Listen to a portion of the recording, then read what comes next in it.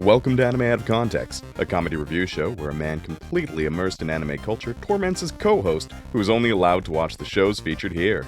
If you'd like to support the show, you can do so at patreon.com/animeoutofcontext. Alongside over 100 hours of exclusive bonus material, all episodes uploaded to Patreon are completely ad-free, even to non-patrons. Thank you for listening, and enjoy. Hello and welcome to Anime Out of Context, the show where I attempt to explain the sometimes weird, sometimes wonderful, but always hilarious world of anime. And do I feel like being fast, strong, or an eldritch monstrosity? I'm Shaun Rollins. I'm Remington Chase. We know which one Dylan chose. It's true. It's always an easy choice for him. But Rem, I'm gonna be real honest with you. I'm fried. I am spent. I am exhausted. Like, controversially, the most stressful time of year for me, aside from when we're recording April Fools, is Pride Month. Because you feel the judgment, you feel the eyes on you. Yes, and I just so desperately want to do the right thing by our lovely audience and our lovely listenership to prove that we genuinely care and we want to represent things as best as possible. But that's stressful and exhausting because no matter what, I'm going to end up pissing off some people. So in order to, give myself a little bit of a break, I have concocted, truly, quite frankly, pure chaos, Rem. Okay, pure chaos. Pure unadulterated chaos. All right, let's see what the fuck this means. Oh, buddy, I don't know if you're ready. Okay. Rem, okay. Pride Month may be over, but that doesn't mean, like, people often say Pride Month is followed by Wrath Month. And what better than to test the wrath of just the endless law of chaos? Rem, do you remember back when we did the Wheel of Revisits sometime last year? Oh, Lord. Okay. All right. Sure. Yeah. Yeah. I was like, a Wheel of Revisits episode. That would be a great way to just come back into things. But then I remembered, now wait a minute. Revisits means that I have to do a lot of extra work. It's true. It's very true. And that would be counterproductive to my current mental state, as it were. All right. So what solution have you found? Well, where you can put in the minimal amount of work, but also have a wheel. Rem, as you're pretty well aware, I have loose notes for dozens of shows at any given time. Sure. Mostly due to the fact that sometimes I need something easy and I need something understandable and quick to throw. And I mean, the fact of the matter is, it's not an act you live and breathe anime in your free time.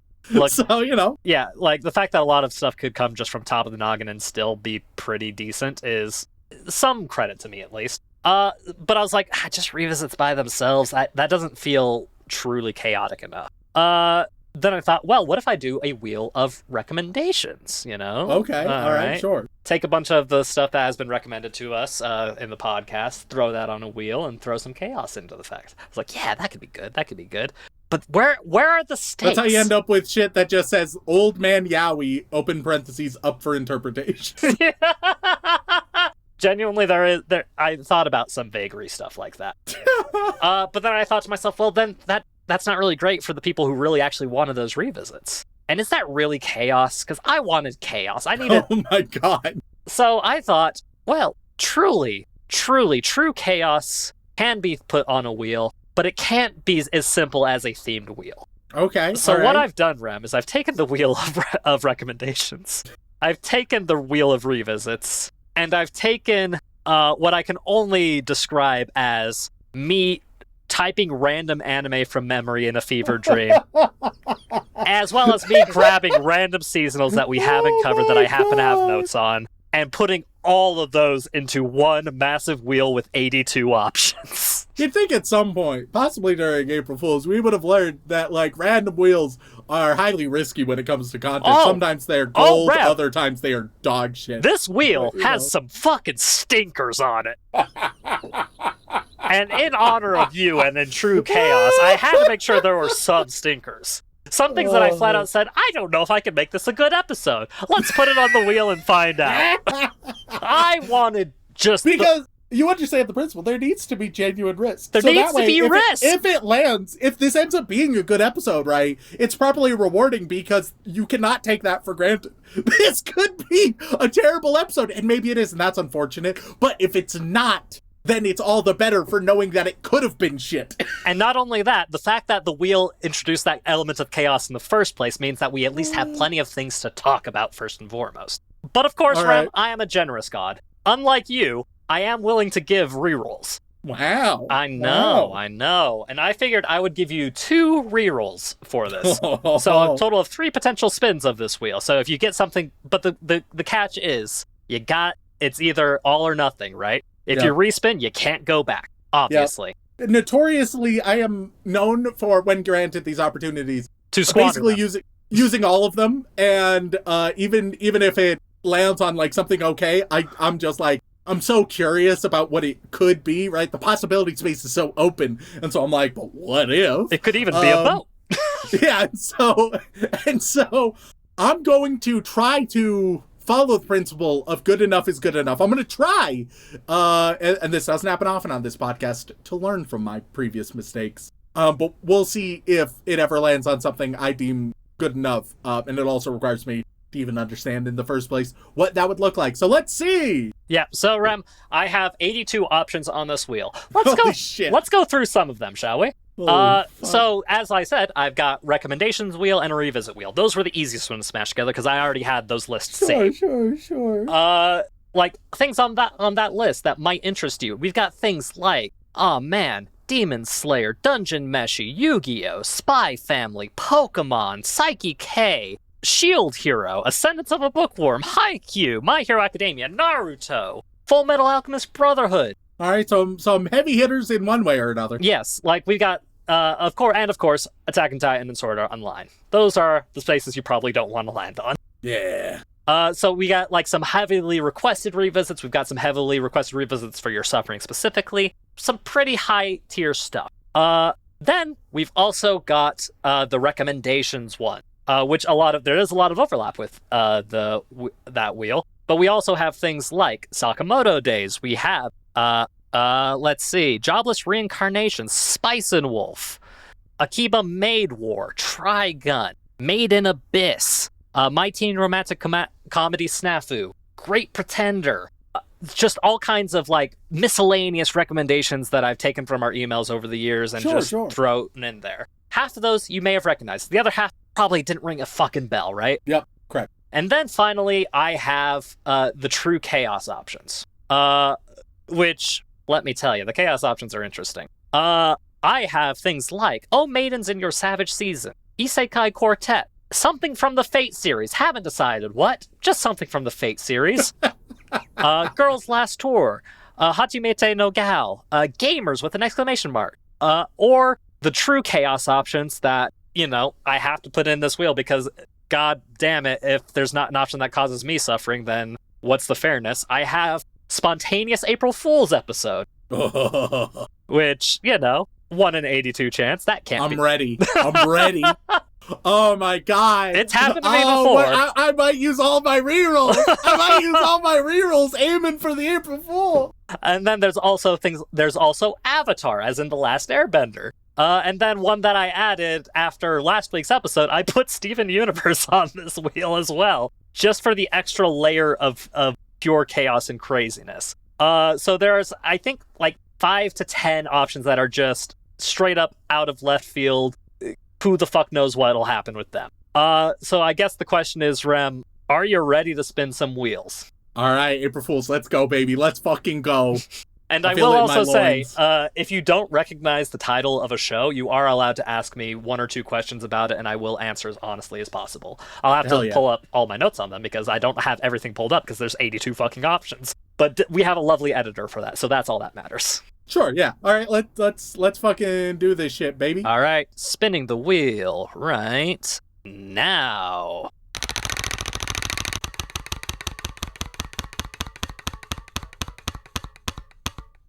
Okay, it's something from the revisit list. First option is a revisit to Fruits Basket 2019. That's the one where the girl gets adopted by the Soma family, and the Soma family are a big clan of people that are attached to Zodiac. When they receive like a hug or affection, transform into their Zodiac animal. I just feel like it's not interesting enough. It's not compelling enough in my mind. It feels like it has been like 6 years since we've covered it, so feels like it would be kind of like a shrug okay option, but I'm gonna re-roll. Okay, re-rolling. Would you like me to shuffle the wheel before I re-roll, or just roll it? Nah, just roll it, baby. Just rolling it. I'm gonna laugh if it lands on that again. That's gonna be very funny. That's how it goes. Another revisit, we would be revisiting Castlevania, which was the Netflix original one with that based off of the video game franchise with, Can I look up my notes? Yeah, you can look up your notes on that. That's fine. Castlevania notes. All right. Oh, okay. It tried to do a million things, and I wasn't wildly impressed with any of them. It didn't know what it wanted to be. Once again, oh man, look. I'm sure that could be a decent episode. That's not what I'm looking for. Okay. Reroll, baby. Final reroll. You gotta believe. Heart of the cards, heart of the wheel. Fuck. Not the kind of fuck you're hoping for, unfortunately, Rem. It's not the April Fool's. It's a fuck that is going to take more time than I anticipated. Oh, Lord. All right, what is it? Let's hear it. Hey, Rem. Rip off the Band-Aid. It's been a minute since we've done it, but how do you feel about Naruto? Oh, mother God. God damn it. Are you Fucking feeling Naruto. ready to believe it, Rem? I could not tell you how many episodes we covered the first time. We didn't cover too many. I think we only just barely started the arc that went into the Land of Mists, that escort mission. So I think we only made it like 5 or 6 episodes into Naruto. We covered 9 episodes. 9 episodes. Holy shit. Holy shit. Hold on. Let me pull up Naruto real quick. Because man, oh man, I wasn't expecting that. I do have. Yeah, I think we just finished The Mist. Let's see. Oh, we definitely didn't finish The Mist. Oh, okay. Well, I'll tell you that right fucking now. The Mist has been going on for a while. All right, we did 9 episodes of Naruto. Yeah. Okay. So what happened at the end of our watch of that is we were halfway through the Village Hidden in the Mist stuff. It started off. We got the conflict between Kakashi and Zabuza, and that conflict ended with a mysterious masked figure coming in, stunning Zabuza, and taking him away from the field of battle. Which all right. Here's what I recall from Naruto. All right. Yes. Both mostly from notes and vague remembrance, and then like perhaps 0.5% from childhood. Obviously Sasuke was an edgelord, but in like a poorly written way that I was frustrated with. Yes. Where it was just like lazy asshole, just like, oh my god. Sakura is fucking useless. Just sort of exists to narrate what you can see happening.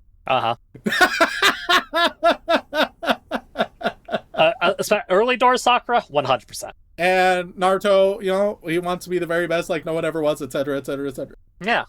We got Kakashi. We got fucker in the mist with big sword. Zabuza. Who he can be there multiple controlled mist and multiple misty watery forms of him. I think. Yeah, water clones. Using various water jutsus like the water imprisonment jutsu or the I believe he also had water shark bombs if I remember correctly. Man, it's been a minute since I've consumed it myself. I'm looking at my notes and I'm like, was I just worse at writing notes when we did this? Because there's frankly very few notes. For 9 episodes, it's 1 page of notes. Oh, that's incredibly low. I mean, in fairness, last we covered Naruto was in 2021. I'd refined the note formula by then, I feel. Yeah. And so I can't help but feel like it's possible that not a lot happened in these 9 episodes. I mean, I can quickly go over exactly what happened if you like. Yeah, sure. Yeah, like just looking at like these brief synopsises, I can tell you exactly what happened. So, we're introduced to Naruto Uzumaki, who is a lovely orphan boy who has I say lovely, he's a rambunctious, a wild orphan boy, who has the spirit of the QB, or the nine-tailed fox, sealed within his body. He's got the demon inside him, and he's talented, but only in specific niche ways that catch his interest, and so he can do sexy jutsu or shadow clone jutsu, but he struggles with a lot of the other fundamentals. Sasuke is more competent. They have a gay kiss bump. Yep. They have a gay kiss. Yep, episode 1, yeah. I remember the gay kiss. Hey, dog. Most people do. Sakura is there. Sakura has a crush on Sasuke. Naruto has a crush on Sakura. Yep. They get squatted up. Yep. Under Kakashi. Yep, squad 7. and sent into the mist to do an escort mission. Correct, yeah. Essentially, the general idea, like, you more or less got it. Like, we get introduced to these 3 characters. They have a little bit of an arc coming together as a team. And Kakashi is a mysteriously cool, always masked mentor figure. And their first major mission is supposed to be just a simple escort mission, helping a bridge maker go from one place to another. We watched 9 episodes, but it feels more like 2 to 3 episodes of worth of content. That's that early 2000s pacing for you as well. All right.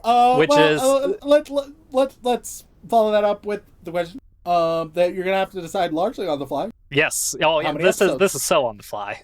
How many episodes am I gonna be watching? Well, Rem, I have 2 thought processes, and I'm curious to hear what you think. So thought process number 1: we continue where we left off, and we just finish out this arc that we're in. And that is pretty straightforward, but also I think you vaguely remember what happens in this arc from what you consume. Sure.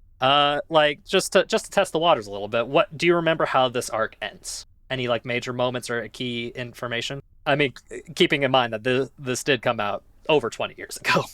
Vigorous gay sex. Man, in a lot of the fan fictions, AO3 was filled with them back then. In Wattpad, oh my god. Sasuke and Naruto fall in love in the mist.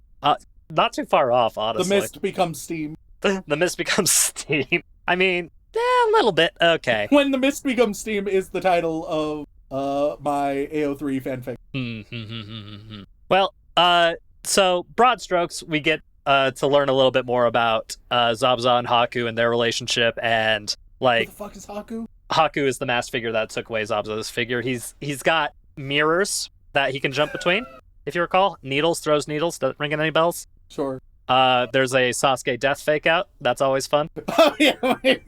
And that's like, solidifying some, like, the homoerotic bond there that these kids are starting to grow. Sure. And then, of course, the actual conclusion of that arc with Zabuza going out like an absolute champ. That's like the Cliff Notes summary. And I'm okay talking about it like this because we've watched it before, like when we were kids. Yeah. The second option is skipping past that stuff and just starting the arc that people most fondly remember from early Naruto, that being the Chunin exam. Honestly, I think that is a more than acceptable thing, because let's face it, all right, we have a limited time on this earth. We ain't gonna be covering, like, all of fucking Naruto. No. And so, and besides, let's face it, this is, if anything, this is more authentic to the experience we would have had as kids, where we watched a portion of it, right, kept track of it for a while, and then we lost track of it for a while, and then we catch it again in a completely different arc and story, and we just start watching again, and you just got to pick it up. That's how it used to be. Yeah, I mean, that is kind of how things went back in the old Toonami days in America. Yeah, where you would you'd keep track, and then you would miss a couple days, and then it would be like, well, shit. I guess I'm kind of fucked. Maybe you're able to hop on later and you're like, okay, I think I kind of understand what's going on. I don't know who the fuck this character is, but sure. Mm-hmm. And that would just be how it went. Yeah. Yeah, so that, let's get weird with it. Why not? Yeah, just jump straight to the tuning exams. Because, if we continued with the Land of Waves arc. So what episode are we skipping to? Just out of curiosity. So if we had stayed with the Land of Waves, we would have watched an additional 9 episodes. We would have watched and finished episode 19. Sure. So we will be starting. See, now this is where things get tricky. Because I think we're going to have to start at the beginning of the tuning exam. Sure. Problem is the tuning exam is 3 times as long as the opening arc. Whoops. You son of a bitch. Well, look, man, You seduced me down the garden path. I don't know what you're talking about, bud. All right, give me a number, you son of a bitch. Give me a number right fucking now. Out with a number, you son of a bitch. Oh, God. Give me 1 second. I'm going to have to give you specific numbers because I'm cutting out the filler so you don't have to fucking watch it. How about that? God, maybe just jump in and just... It's not going to be that too bad. From what I can tell, there is fascinating. Looking at the filler list for Naruto is wild, by the way, because there's a thing called mixed filler, where there's like episodes that feel more that include filler to help build upon things, but also it's still filler. Yeah. And then canon. there's only one true fully filler episode, and that's episode 26. So you won't have to watch episode 26. Great news. And then, of course, I'm on the record disagreeing with Weebs about even what filler is, but that's just me. Yes, of course. I think, Rem, I don't think it's going to be as bad as you think it is. I think we can get away with less than you think. Because looking at the list of episodes that I have here, starting with episode 20, okay, I think you should watch. Yeah, let's keep it fair and even. Let's give it another 9 episodes total. Okay, all right. So you'll watch episode 20, skip episode 26, and the last episode you will watch is episode 30, if my math is correct. Yeah, because that would be 10. Some may say that's 10 episodes instead of 9, but that's fine. 20 to 30 minus 1? Yep. Semantics. I think it's mathematics instead of semantics. Yeah, we don't need to get lost in the details. Look, I saw 10 episodes and then thought to myself, minus 1. That must be 9. But I forget that watching an episode counts as watching an episode. Forgot that 1 equals 1. Yeah. I was like, man, episode 20, that's like episode 0, baby. That don't count. All right, I don't even need to hear anymore. Just throw me in the deep end, coach. Shouldn't we at least talk about what the tuning exam is? No, let me drown. Okay, all right, we'll go straight into it. Let's go watch the first little bit of the tuning exam.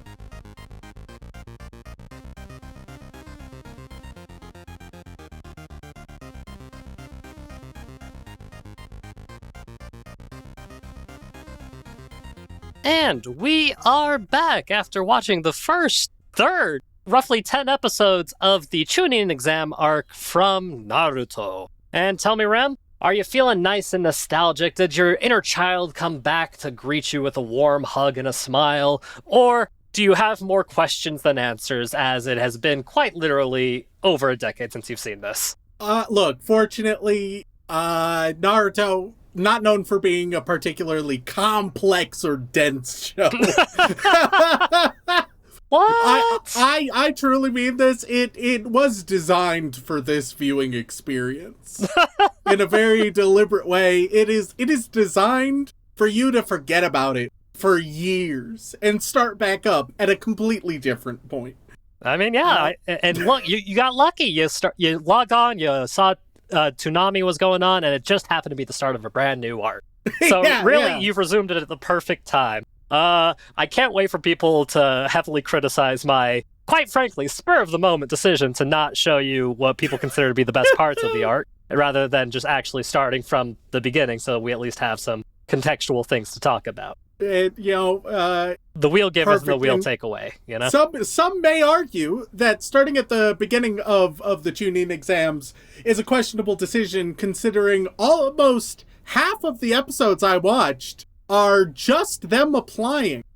Some may say that having me watch where 4 episodes are just for applying, you might think, is that because it's a difficult application process? No. Nope. It's genuinely just, are you recommended for it, and do you decide to do it? And both of those answers are yes, and it just takes 4 episodes to get there. So the funny thing I noticed about it when I did my rewatch of it after recording part 1 was that because I'm someone who's read the original manga for Naruto on 3 separate occasions in my life. Once when it was coming out, once when it had completely finished, and then once 5 or 6 years later, because I like rereading material sometimes, seeing what I think about it after a few years have passed. And rewatching these specific episodes, I quickly realized, this is what I remember. The extra padding and extra filler they put in. Because if you look up the filler specifically for Naruto, you will quickly realize that in the first 200 episodes of Naruto, 41% of it is considered filler, and a lot of that filler is in the quote-unquote mixed canon filler episodes, as in they take canon bits from the episodes, put those in episodes, and then just put a bunch of fluff directly around it. So those first 4 episodes did have 1 or 2 canon moments in each episode, but you genuinely could have condensed it all into 1 episode with how much extra fluff and fat they added to the whole thing. Oh yeah, there's an interesting thing. All right, here's the thing about Naruto. I would say most episodes have 1 to 3 genuinely interesting bits. some neat ideas, some neat moments, right? And it's just that those moments are surrounded by so much bullshit. Especially, look, the dialogue is consistently shit, right? It's just there's almost never good dialogue. And yet, there's so much vacuous talking. That's usually how they fill the space, is repeating shit they've already said. And that is wildly infuriating. It's rough, because if you just boiled it down and refined it to just the best bits, well, okay, then it would be completely incomprehensible. But if you just but if that was like just the level of quality we were talking about, then it would be a good to very good show. Still not great. It's not like I've seen any moments that are like transcendently good. Yeah. But there are genuinely neat things throughout that we'll touch on. I mean, there's a reason it's one of the most popular shonen anime from our childhoods. It's like getting like one of those chocolate chip cookie like cakes, you know, that are basically just amount to being a big chocolate chip cookie. Oh yeah. It's like getting one of those. Each episode is one of those, but it has 3 chocolate chips. And the chocolate chips are great. You're like, ooh, those are some tasty chocolate chips. And then it's like, oh, but what about the rest of the cookie? And you're like, no. I'll be honest, I just like the chocolate chips. And I also don't know why there's so few chocolate chips. I wish they had a better cookie recipe, and I wish they had way more chocolate chips. And that's Naruto in a nutshell. But I guess let's jump in and talk about it properly, shall we? Mm-hmm. So, episode 20, the main squad, they return to the village. And oh no, they run into, well, first they run into the little kids that love Naruto. Yep, Konohamaru and his squad. Yeah, but then they stumble upon a couple of foreign ninjas from the Sand Tribe or whatever the fuck. Village hidden in the sand, but yeah, close sure. Enough. Hey man, I feel like that is important verbiage. And now here's one issue with Naruto, right? There's not a lot of moral complexity in Naruto. And that can create a bit of an issue because, for instance, these two, I don't remember their name. They're Gaara's friends. They're Gaara's less relevant crew. Oh, God. Gaara, very relevant. These two, around. As somebody who's seen the whole series, they are far more relevant than that. But... You got the guy who has a mummy on his back, and then you have the girl who's there. Okay. Which I understand does not narrow it down for Naruto. All right, yeah. It's most squads have girl who is there. Yeah, that is true. That is Kankuro and Tamari. Cool. What's Tamari's deal? What's her special thing? What's her gimmick? Big fan wind jutsu. God, they do the women so fucking dirty. Oh, they usually do, yeah.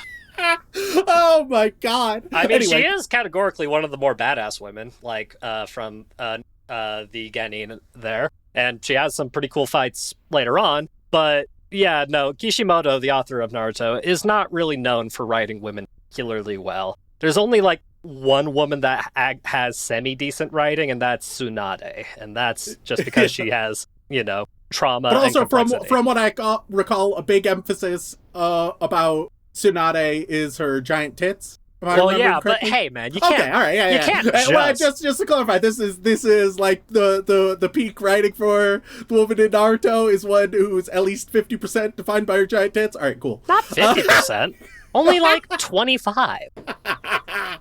Holy hell! Anyway, so we get introduced to Mummy and Big Fan, Kankuro and Tamari. I'm not gonna remember these names. I simply am Well, not. If we do more Naruto episodes, you're gonna have to, because they're relevant. We'll see. And here's the issue with Naruto that I was getting to. So they are ready to kill one of the random kids, just basically for fun, just because they want to show that these are some baddies, right? Now, I already know because I understand the Shonen formula and the Naruto formula.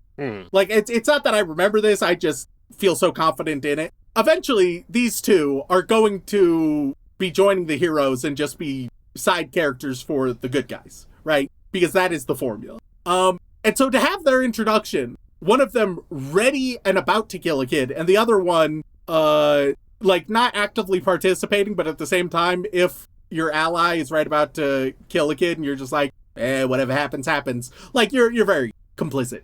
And so having that be the introduction, and then knowing for a fact deep in my heart that later on they'll be like, wow, what good allies these guys are. Happy to have them on the team.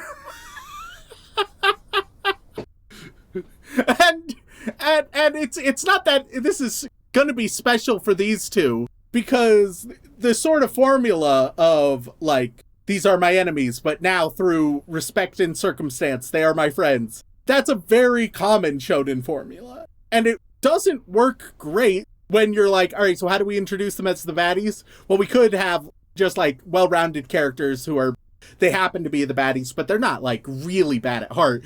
No, every time they're like, yeah, they're baddies. They do the worst thing imaginable right when we meet them. And they're like, oh, okay. Will we have a meaningful redemption arc? Probably not for most of them. Probably not, if we're gonna be honest. So yeah, that's just something I find amusing about the difficulties of a moral binary world. Yeah. I'm just double checking. I don't think he threatens to kill him. He's right about to murk a kid. He's not. He's just holding him by the scruff, really. Motherfucker, he's ready to kill the kid. I don't think it's subtle. He doesn't use the word kill, in the subs at least.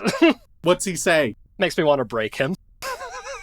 Just, maim a small child, that kind of thing. All right, let's check the dub, see if they support what I'm saying. All right, yeah, sure. He wants to break them and is ready to go full out. I think it's pretty clear. Look, if I pick up a kid and I'm like, I'm about to break him in half and I'm about to swing as hard as I can and also have superpowers. Like... I mean, considering how much easier it is, like how much simpler lethal methods they have, I feel like just child abuse alone is enough, Well, but he wants it to hurt. Well, yeah. Are you about to say that, in Naruto, everybody who wants to kill each other, they always use the most direct and simple methods. Naruto is known when it wants to be lethal. For everybody, it's just using the simplest, most lethal and efficient methods, as opposed to drawn-out bullshit. I think it's very obvious the intention is for him to kill that kid. I disagree, but that's okay. If you want to be like, oh no, just like permanently maim the kid, I'd be willing to lightly concede on that. Nonetheless, the introduction is insanely villainous for where I know they will just end up being vague heroes later on. Right. And that's a rough combo of the formula that I do not think this is an isolated incident in. I think this kind of thing will be rampant. Because it is just one of the main ways Naruto introduces bad guys or threats is, aren't they the most despicable people in the world? And so then later, when it's like, hey, actually, maybe they're not that bad. Maybe it's okay for some reason. Anyway, ends up not killing the kid because he gets stopped by Sasuke, and Gaara shows up, and blah, blah, blah. Miscellaneous bullshit. It doesn't really matter. Episode 21. Look, there's 10 episodes, so I'm going to try to just focus on what's relevant. But to focus on what's relevant, it means I have to cut the chaff. And there's a lot of chaff. Yeah. Like, the most relevant thing that happens in episode 21 is, like, the introduction to Guy's squad. Rock Lee. Yeah. 1010 and Neji. Yep. Rock Lee is relevant. Neji is not relevant now, but is relevant later. 1010 is the woman, so bad news. Unfortunately, that is a common thread. Yeah, you'll notice that a lot of teams are, like, two relevant characters and woman. I need to emphasize, it doesn't need to be this way, especially when they're all basically superpowered, right? Like, you'll have the dumb motherfuckers who are like, how dare women be frontline fighters? And if we look historically, if we're looking at fighters from the era, pretending that Naruto is like, quote unquote, of the era and not some anachronistic mess, as they like wander into a minefield in one of these episodes. Yeah. It's basically a superhero story. They all have fucking superpowers. And you know what really levels whatever perceived gender disparities you may come up with? Goddamn superpowers. Yeah. Except a lot of the times the superpowers that the girls get are just subpar to a lot of their male counterparts. Well, or in the case, Oh my god. Well, look, we'll talk about the most notorious case. All right, we've talked a lot about the writing of women without talking about the single worst case, but I assure you, we will not be able to avoid the worst case. No. Yeah, we get introduced to Guy's crew. And then in episode 22, there's a confrontation between Rock Lee challenging Sasuke, and it's like, wow, Rock Lee, he isn't powered up. He's just doing martial arts. Yeah, he's a taijutsu using dude. Which, here's the thing, all right? If we just talk about the powers and concepts, a lot of them, neat and interesting, really cool shit. And even, let me pay another compliment, when it comes to the fights in Naruto, it's not that they're good, because they're not. The fights are trash and very poorly done. But almost every single fight has 1 to 3 neat moments in it, right? Now, I don't think they're put together in a meaningful, interesting, or even really fluid way. In fact, often it feels like they had a couple ideas for a few neat things to happen and then just sort of shove them in there haphazardly. But there are indeed neat moments there. And so it's easy to see with like these neat powers, these neat ideas that it has, how when watching, it leaves an impression. It leaves an impression even if the whole isn't a cohesive quality product. What I think if you just had like a really good fan fiction writer take all the best ideas from Naruto, oh my god, they could create something really high quality out of it. If you took all the best moments and ideas out of it and just kept that quality throughout, holy fuck, then you'd be in business. All right? You know how much Naruto fanfiction is out there, right? Sure, and unfortunately, fanfiction suffers from like similar quality problems where the vast majority is shit. But maybe like the top percent or top 0.1% of Naruto fanfiction, it might actually be insanely good. It may actually do what I'm saying, because there's stuff there. There's stuff there to be inspired from, where you're like, oh wow, oh okay. Rock Lee as a concept, solid. Gara, just freak goth with weird sand powers. Yeah, dude with a creepy fucking mummy on his back that can do vague mummy and transformation things. It's really neat. It's really cool. But then there's a bunch in between the neat bits, and even the neat bits, they aren't like put together in a reasonable way. So it's like, well, anyway, so yeah, it's mostly this episode 22 introduces Rock Lee's deal. And he is a beloved character, Rock Lee. We all love Rock Lee. Rock Lee also super into Sakura. Unfortunately, 50% of the characterization in this whole show is just people crushing on each other in vacuous ways. Like, it's not that it's not a situation like you'd see in like a Riverdale or Euphoria where there's a bunch of messy romance flinging around, right? Instead, it just amounts to so many characters being like, oh my god, Sakura, I love you. Oh my god, Sasuke, you're so hot. And that's it. I should know, just about every girl has a crush on Sasuke as soon as they meet him. Yeah. That's almost always their first line of dialogue in the fucking show. And sometimes it's their only one so far. So hey, that's fun. No one ever claims that the romance in Naruto is the best part about Naruto. And one would even argue that the second they actually start focusing on, the more extreme conflicts and drop most of the romance stuff is when it's at its best. Yeah. Go figure. And it's just kind of weird that it's one of the things that they introduce for so many characters in empty, shallow ways. The show doesn't seem to care about it. I don't care about it. It's not putting effort into it. Why is it putting time into it? Why does it keep bringing it up, but not in any meaningful way? But that's also just Naruto's tagline. Why do they keep bringing it up, but not in a meaningful way? And that just applies to almost everything. Episode 23. We get a really weird moment in episode 23. So in the other episodes, they were all vaguely tested to make sure that they were ready. It's not particularly meaningful. That was filler. So yes, filler in the anime sense and filler in my sense. So they all the main three decide, hey, we're all gonna take the Chunin exam.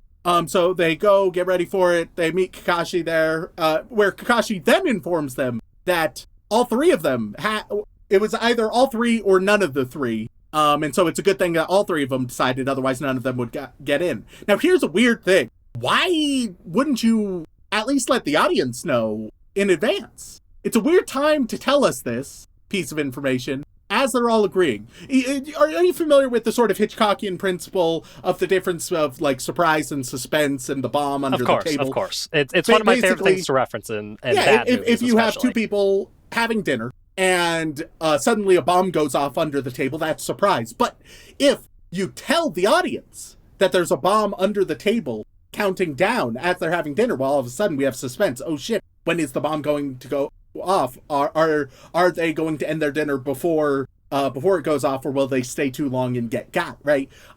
This is the third option they don't tell you about. Naruto goes the third option, which they leave the diner, right? And then somebody says, oh man, it's a good thing you guys left. If you had stayed, you would have gotten blown up or something. And it's like, huh? What? It's like, oh yeah, it was actually super dangerous. You guys didn't know, and neither did the audience. And so it didn't contribute in any way. But phew, good thing you avoided that thing we did not tell you about. Mm-hmm. It's like, just tell us about it so that there'd be a little bit of added tension. Yeah, because like the only person who was hesitating was Sakura, which in fairness, she is the one that kind of needed to hesitate the most. Based on how she was presented to us previously. There's going to be a section dedicated to Sakura. Oh, don't worry, man. I just kind of peppered it in a little bit because I looked up some of our responses to our first Naruto episode, and the amount of angry people there were at us for commenting on the nature of Sakura was, ooh, man, I forgot how passionate some Sakura are. First of all, why are there Sakura fans? Second of all, I don't know what I said in my first review, but I cannot imagine that it was off base, considering like based on what we saw, definitely not. And like I even think I said in that episode that she does get better later on in the show as she gets more autonomy, but the ceiling for it wasn't very high, essentially. Yeah, because like it is still very much the boys' show and not not the trio show that they keep trying to make it seem. So episode 3, we meet up with the other rookies in Leaf Village, Genin and whatnot, right? And once again, plenty of them have some interesting ideas and a bunch of dog shit concepts thrown in there for good measure, but at least half of the character concepts are good. It's just that this show isn't wildly invested in giving meaningful development to most of its side characters. Yeah, no, like it's one of those things that as time went on and more shonen were created, and people started to realize, hey, actually people really like ensemble casts, and if you dedicate time to your ensemble characters, they're going to like it even more as a thing. And man, oh man, does Naruto neglect its ensemble for most of its early storytelling, which is a wild thing to say, considering that the first quote-unquote part of Naruto being the part when they're all, brand new ninja, brand new genin, pre-time skip, essentially, is... It feels like it would be the perfect time for some fantastic ensemble work. Yeah, and there is some mixed in, even in the Chunin exam. But it's still later, because at this point, like, Rem has said, like, episode 3 and episode 4, but we're talking about episode 23 and 24. Yes. Like, we're pretty deep in, and the tuning exam is really the only place where they start to actually remind you, like, hey, don't you remember all these characters from Naruto's class that you were briefly introduced to and then never saw again? Here's a bunch of new characters on top of that, and you have to get to know these characters while also remembering the old characters and also trying to remember their dynamics, and also... And here's the thing, with how much Naruto, like, just fucking wastes time, it'd be so easy to each episode just throw in a couple scenes of the other teams, and, like, the other teams, why they want to win and shit. Now, they will, I can hear the criticisms, they will occasionally cut to the other scenes, but it will simply be, like, cutting to, I remember Ino's name, I don't remember her teammates, but it'll cut to Ino's team, and it'll be like, man, her teammate who likes eating likes to eat, doesn't he? Yeah. All right, anyway, like, it's not adding depth or anything to their characters. It's just like, hey, remember their one trait? They have the one trait still. Yeah, that's... And it's like, so why are we... That's Choji and Shikamaru. And hilariously, Shikamaru is my favorite character, so... Yeah, and it's like, in these moments, you can flesh them out by just introducing a little bit more of their dynamic rather than just repeating the one thing we know about them. And hilarious. Want to know what's extra funny about that? Is that we get their dynamic in the forest arc right after we stopped watching. Because most of the ensemble meet is when the tournament arc stuff starts up. But you could be having these bits all throughout these early parts. Oh yeah, 100%, and they should have, but they didn't. Yeah. Whoopsie. Because like I said, Shikamaru's my favorite. Naruto, if you took all of the fluff out of Naruto, replaced it with meaningful ensemble work, holy shit. Oh yeah. That'd be great. Yeah, and that's the hilarious thing, is the ensemble work does get better as time goes on, but man, does it take a long time to even get to any of those points. And ensemble work is best if done early on. Yeah, so you can actually latch on these characters and get excited when you see them on screen, even if they don't have much to say or do. Yeah, because you're like, there's... If you invest early on in your ensemble, then even when they're only doing minor things on the screen, those moments are more meaningful because you've built up that depth already, right? If you wait till way later, then all those little moments they have don't have any depth. They don't add a lot of meaning. They're largely just filler nonsense. And then later on, you're like, oh shit, and here's why they're actually super important and cool and relevant. And it's like, okay, well... Yeah, no, cool, genuinely, man. Most of, the love for the ensemble comes in the back half of the Chunin exam arc, the Konoha Crush arc, and then the Rescue Sasuke mission at the very end of this early part. When, it is actually this ensemble of characters working together, interacting, going through various conflicts and interactions, and you get to see them in action, and you get to see more of their motivations, more of their stylings. There's a reason people adore Hinata but can't stand Sakura, for example. Yeah, and it'd be one thing if Naruto was just so densely packed that it was we simply don't have the time to focus on anything but our main trio. We are adding so much depth to them that we don't have time to add meaningful development to the ensemble. But let's face it, that is the furthest thing from the truth. There is not urgency. This is not a dense show. It's a very porous show. Especially the anime adaptation. At least the manga has the courtesy to be, condensed with its more meaty moments rather than just the extraneous fluff being added to just really pad out the runtime. Most of your complaints are still in the manga, but they're at least, something that can be introduced, breezed through, and then you can quickly get to the parts that actually matter. Yeah. Episode 23, they get in, they talk to the other rookies, we meet one guy who has magic trading cards. Kabuto. Yep. Who is far more relevant than you could have anticipated as the show goes on. Because I know you haven't consumed the whole property, obviously, but man oh man, is he super relevant. All right, wait, let's play a game then. All right? Yep. All right, more relevant than he ought to be. Because he's presented as an intelligent but incompetent, vaguely helpful fellow. Yep. Who says some shit that pisses off the Sound Village. Uh-huh. So that's what we got of him, basically. Yep. Let me work this out. Yeah, go for it. I want a successful prediction on this one. Yeah. Am I getting the vibes that he's surprisingly relevant because he's actually just the fucking chosen one? He's actually has the deep lore, jokes on you, I'm actually extremely competent and good? Or is it the flip side where it's the good old, you thought I was just a friendly helper guy, but actually a villain for an arc. I'm the big bad for one arc. He has knowledge, so it could go either way. It could be a Merlin style character, but I feel if you're doing surveillance, but is this the Naruto mentality? My guess, or maybe it's a case where he's the Merlin, but then he gets corrupted. But then why do that to him? Because it's just he's not. Plus they do the corruption thing with other people. All right, I will go with twist baddie for a miscellaneous arc. Maybe as sort of the what's the Transformer? One sec. Starscream? Yeah, I think he maybe for one arc will be the Starscream to Orochimaru's Megatron. That's going to be my guess. But I genuinely do not know. So there we go. For just one arc, you say? It's for longer than that? That's crazy. That is crazy. Holy shit. Oh. Like just a little soft spoiler for you. Yeah, no, he's a baddie. He is an espionage baddie.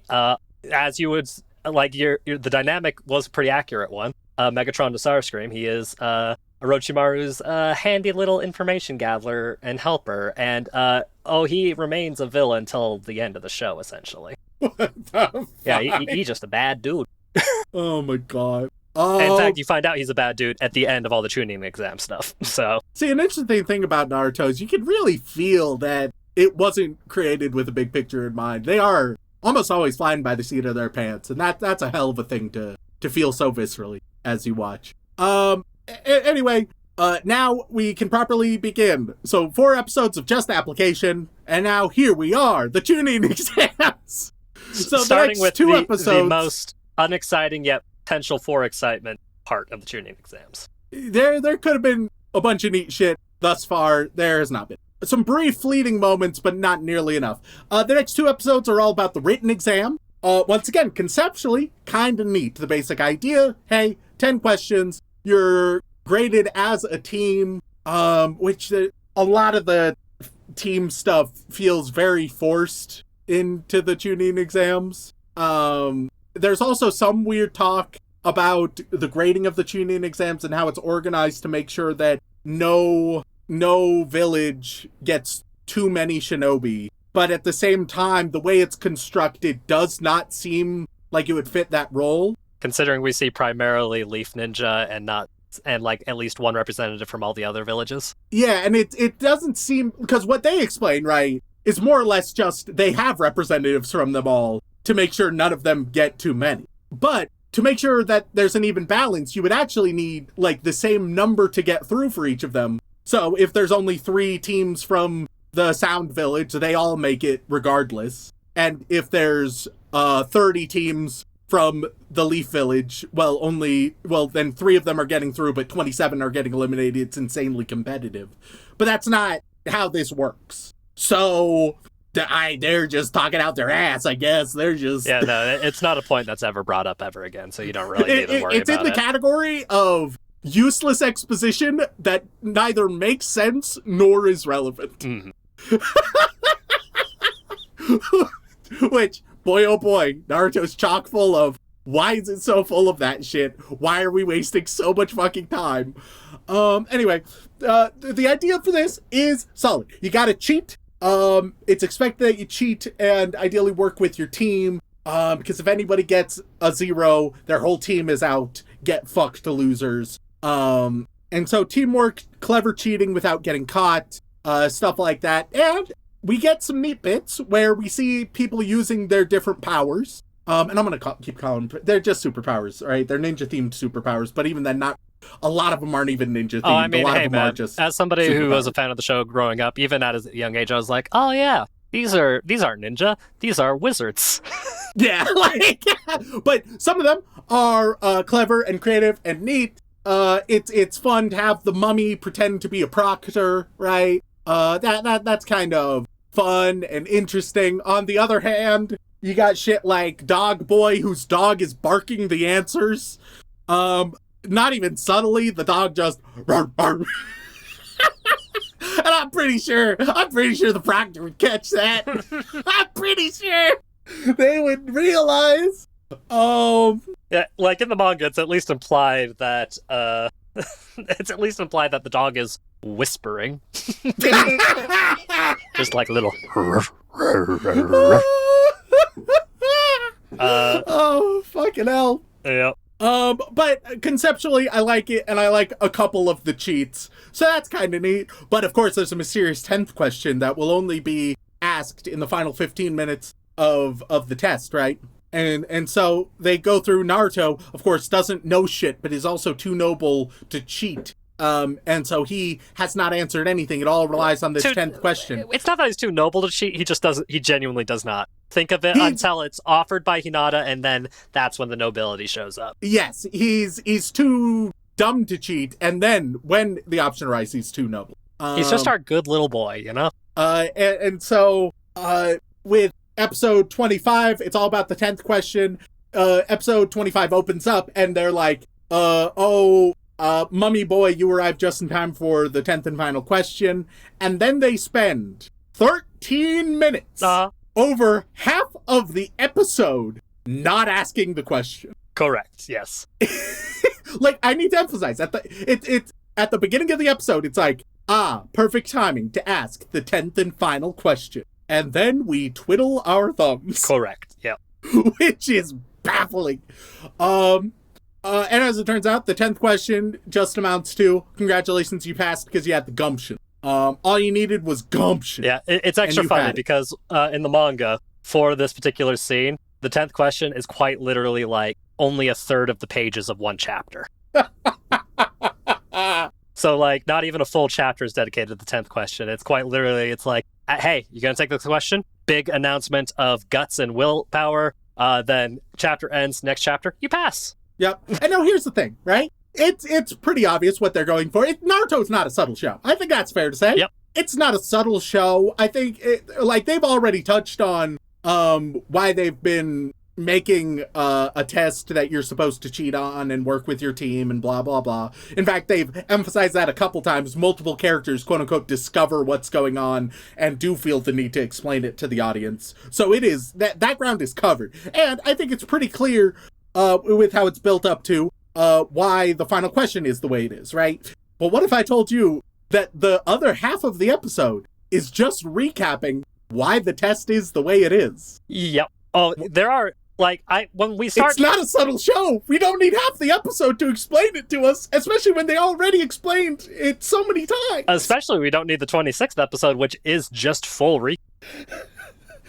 So once again, I'm down with the general concept of the test and even the concept of question 10. I like some of the cheats that are there because they're creative and fun and evocative, right? But Jesus fucking Christ, why is it 2 episodes? Yeah, genuinely, like, if I had planned this out as a, like, full proper revisit, I genuinely would have told you percentages of episodes to watch and what you can skip just to make things as clear and straightforward as possible. And that is the problem, because it is just like the chocolate chips are thrown in haphazardly, right? And so the ideal watching experience would be just to hit a few timestamps of each episode, skip to the next one, hit specific timestamps. The ideal watching experience would be the most uneven watching experience you've ever had. It's not the case where it's like, okay, so these 3 episodes are all fantastic the whole way through, then you skip 1 or 2, and then you watch the first half of this episode, skip 1, watch the next one. No, it'd be like, watch these bits, and then skip to this bit, and then skip to the next episode, this bit. It is, like, genuinely going back through and seeing, because, like, when I looked up just the brief summary of the filler for this section, seeing only 1 episode listed as complete filler, I was like, oh, fascinating. That doesn't match with my memory all too well. And then actually going and watching it, it's like, oh, I could have told him to skip so much more. I could have actually pointed out which episodes are genuinely 66+% filler. Like, divided cleanly, too. Like, genuinely, there's 1 episode, like, right after the full recap filler episode, that is the first 10 minutes of it is, like, the actual manga canon stuff, and then quite literally a recap of everything that happened in the first, like, 5 episodes of the show. Yeah. Which is fucking insanity. Even for the time period, it's insane that they made that as a decision. Yeah. So, skipping episode 26, we get to episode 27. It's the second stage. They gotta go in a spooky forest, and there's 2 scrolls. You gotta find your complementary scroll. All right. It's just explaining that. Yeah. And then that's the episode that has all the pointless recap. Yeah. So just to clarify, episode 25. They ask 1 question and then explain what they've been doing this whole time. Episode 26, just a recap episode. Yep. Episode 27, introduce the rules in a little bit more recap. Uh-huh. That's a rough set of 3 episodes, brother. But That's a rough set of 3. Oh, it's so bad. Like, genuinely, when I went through and saw it myself, I was like, oh no, this isn't good. What are we going to talk about here? Oh no. So, episode 28, they actually get into the forest, all right? Yes, that's when things actually start happening again. They get into the forest. they face some randos and miscellaneous bullshit, and they're like, they're pretending to be Naruto, but they're not Naruto, and they figure that out pretty easily. So they create a passcode, and then they get confronted by Naruto gets confronted by a giant snake. Meanwhile, Sakura and Sasuke get confronted by Orochimaru, who I'm not supposed to know is Orochimaru yet, but I do know because you remember from way back when. Yeah, it's one of the few things I remember because it's Orochimaru, for God's sake. Yeah, that's also cowards for not just keeping Orochimaru femme. There are times where Orochimaru is more femme presenting down the line, but yeah, like generally speaking, like not fully committing to having the big freaky nasty villain be full femme. Yeah. But you know, you got to remember, Rem, the squad composition is 2 dudes, 1 girl. And Jiraiya's a dude. That's even Orochimaru's inner composition needs to be mostly mask, yeah. Yeah. So, and hey, Orochimaru has some neat freak moments. As per most of this show, I don't think most of their confrontation is meaningful or good or well constructed, but I like when they're just being a little fucking freak. When they swallow a scroll whole, that's a nice little freak moment. Like the big old 2-foot-long tongue that gets even longer. It's neat when they're just being a freak. So Naruto, he gets eaten by a snake, and a lot of the time it's just him being like, oh no, what do I do? What do I do? He spends a lot of time just being like, what do I do? And then eventually he just shadow clones and erupts it, which is kind of a neat solution in of itself. Did we need him to be stuck there for that fucking long? Hey, man. Especially when it's like, I'm going to be dissolved any minute now. Hey, man. First, yeah, which, by the way, as a kid who really liked snake facts, even I called bullshit on that. Like, unless this is like a super special magical giant snake, snakes take for fucking ever to digest shit. Like that, they're reptiles do in general, man. They are slow-burning creatures. But they do specifically emphasize this one, it dissolves its shit quick. Yep. All right? And if I had a nickel for every time a protagonist of a major shonen franchise got stuck in a snake for a long period of time, I'd have 2 nickels, which isn't a lot, but it's weird that it's happened twice. I'll also note the texture work for the inside of snake. Very visceral. It feels designed for fan media. Oh, hey, Rem, how familiar are you with Vor? So Orochimaru is fighting Sasuke and Sakura and is being a little fucking freak, right? They are able to briefly escape, but then Orochimaru catches up. We go into episode 29. Naruto shows up, helps out a little bit, but Orochimaru continues being a little fucking freak and is able to be stronger than even Naruto and Sasuke's best efforts. Sakura is fucking useless. In fact, often her contribution in this battle and others is just to be like, hey, Sasuke, why aren't you doing anything? Sasuke, do something now. Why are you frozen into inaction? Meanwhile, she is doing fuck all. Now, here's the thing, all right? If let's say you want to go the lazy sexist route of having her not be a great fighter and mostly a damsel in distress, right? Let's say you want to go that sexist route and you're firm in that. Yeah, you could still have her. You shouldn't, but we're going down that road. It would still be so easy to at least have her be relevant. Just have her superpowers be support-based, all right? Just have her capable of amping up the others. And so she's useless by herself, but with others, she can help them be the goddamn heroes, all right? It'd be trivial easy to do so, but instead, they have no fucking idea what to do with her, which would be one thing if she was just one of the random side characters. She's part of the main trio. Yeah. For the love of God. Yeah, and that's another point of contention to the episodes that we just watched. Because, Rem, I shit you not, 2 episodes after we finish is when Sakura actually does something useful for once. It's her big moment of, hey, the boys are injured. I've got to step up and protect them. And, you know, she does the whole thing. She does the typical cut in her hair moment thing. Yeah. And, like, you know, she has an episode where she actually holds her ground and is actually useful and does things. If I had better forethought for this episode, I would have, like, told you which parts to skips and then stopped you actually right after she has her moment so we can at least see her doing something and talk about. At the same time, it should not take that long, especially 32 episodes so much screen time. 32 episodes is too long, right? She has an astonishing amount of screen time. Yeah. an astonishing amount of narration and dialogue that does not amount to fucking anything. Yeah. If she were just a miscellaneous background character, and then it's like, okay, it took till episode 32 to do something meaningful, but that's understandable because they only show up a couple times before that. No, Sakura is an ever-constant presence. And why? Why did the show... If the show isn't interested in Sakura, why does it give her so much time on the screen? Yep. And the best part is like you said, she doesn't have a defined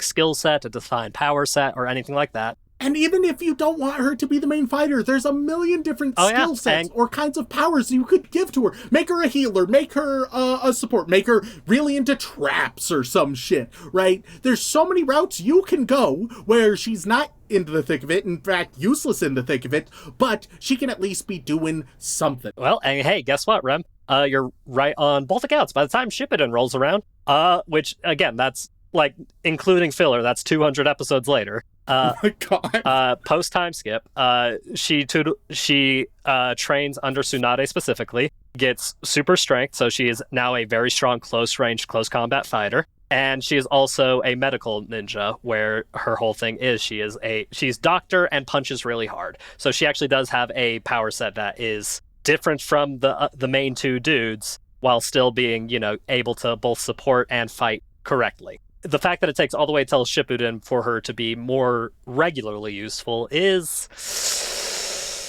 not a great sign. And I also want to emphasize, even when I was talking about that, I did frame it under the lens of these are easy ways to make a bad thing slightly better, rather than make it a good thing. Oh yeah, and Sakura has some great moments in Shippuden. There's a whole fight between her and one of the Akatsuki later on that is just oh man, this is great. This there's I don't know what the fucking Akatsuki is.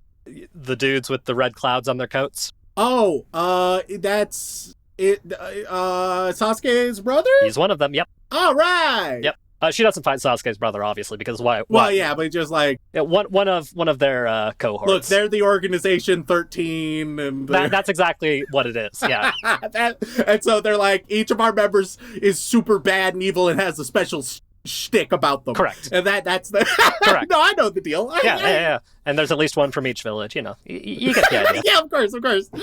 Look, I hadn't watched anything about any of them, but I know the deal. I get it. Yeah, no. I get it. The point we're trying to make here is, though, that even though that Sakura does have moments to shine and glow and actually be a character, the fact that it's taken a minimum of 32 episodes for her to do anything while she's being one of the central characters of the show doesn't really do good. The only thing I can think of prior to this that shows her in a more positive light than any of the others is during the prologue arc with that first mission. And coincidentally enough, some of the episodes we skip, where her mastery of chakra control helps her teach her two cohorts how to actually manipulate their chakra in a way to actually, learn an extra skill that she's good at, but neither of them are quite good at. But then, they quickly master it afterwards anyway, so it's It is truly so frustrating. Look, man, just when creating main characters, if one of your main characters, if you're man, I really don't give a shit about this character, and I don't really want them to do anything because I'm just not interested, I'll tell you what, you're the one creating this world. You can just create an interesting character you want to write and be relevant and replace them. And once again, sure, yeah, eventually she has some relevant moments. She's one of the main three right now. She has so much screen time right now. And I think the funniest part is that the OP for this part of the show, at the very end, there is just a shot of all of Squad 7 together. And it's very comical because, let me just send it to you in case you didn't notice it like I did. Notice where Sakura is standing in comparison to the rest. She is fully separated, whereas the guys are on one side. She's the fourth most important member of a trio. Yeah. It's Naruto, Sasuke, Kakashi, and then Sakura is fourth out of 3. Which isn't great. It's not great. Oh, God. And, it's not just a problem with Sakura either. It's just Sakura's problems are extra emphasized because she is supposed to be one of the main characters. Yes. Her problems exist for most of the other side characters, especially the women, but she has 10 to 20 times the screen time of any of them. Yeah. And, if we're talking just basic shonen ability skills as well, the fact that Sakura doesn't really get any special abilities of her own until, Shippuden, essentially. And it would be fine. Once again, just have her be like, oh, I'm only good at this really niche thing. So, in most scenarios, I understand I'm not going to be helpful, and that's rough. But in these niche scenarios, I'm your fucking gal. Just have that! And they don't bother really defining that until later. Yeah, anyway, enough about Sakura. We've dedicated more time and thought, well, more thought, not more time, than the show. But hey, at least the other female characters have cool abilities, right? I mean, Tenten, her whole thing is ninja tools. Isn't that cool? Didn't you like her little mirror setup in the cheating exam art? Look, I think the only woman who has neat powers so far is Ino, and because fucking mind transfer is a crazy power. It's a very cool power. It's fucking insane. It's an awesome power. But they don't seem interested in it yet. they are down the line, don't worry. And, Ino's got power. Hinata has a cool power, though we haven't seen it yet. Look, Hinata only exists to be shy and crush on Naruto right now. Which is insane. Like, it's so easy to forget how not relevant she is until she actually starts to shine in the Chunin exam art. And that is also quickly followed by her getting her ass absolutely kicked by her cousin, which is, ooh.